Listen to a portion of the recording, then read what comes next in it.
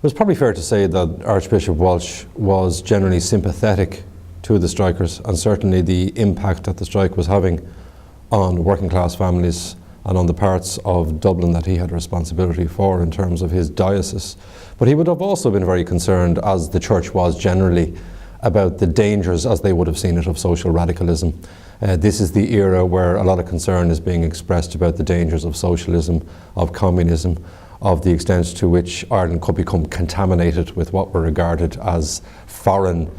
alien philosophies and ideologies. And they reacted in their own way to the politics of the era by emphasising the potential for godlessness and the loss of faith as a result of attachment to these particular ideologies and to socialism. So Walsh, during his public interventions in relation to the lockout and the strike, whilst he would have expressed concern about its impact and would have expressed concern about the victims of the strike and the poorest victims of the strike, he would also have given a lot of attention to the idea of the dangers inherent in following a socialist doctrine or gospel.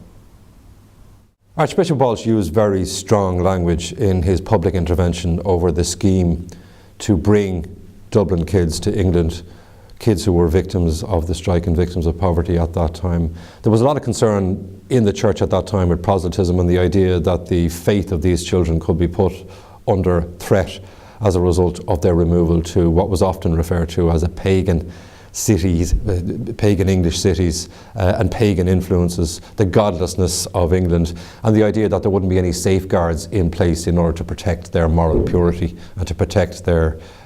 Catholic faith. And there was an element of militancy around clerical and church opposition to this, which would have had the backing of Archbishop Walsh. There was a degree of hysteria around it, the formation of vigilance committees, the idea that you had to stop these people leaving at the point of exit, and there would have been a lot of language associated with that particular militancy that was based on the idea of the failings of the mothers in particular, but of the families generally, who were prepared to allow that threat to the faith of their children. So Archbishop Walsh would have seen that as an opportunity to try and assert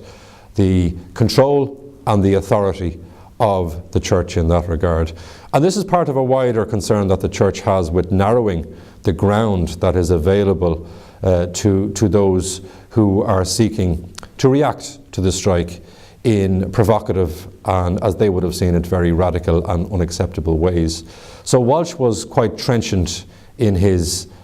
intervention in that regard. But to put a broader context on that, he also did refer to this scheme as perhaps providing an opportunity to focus minds towards a resolution of the lockout and of the strike, and towards addressing some of the impacts that it was having. But what is really remembered about his intervention is the stridency of his language and the suggestion that those who were going abroad would be under threat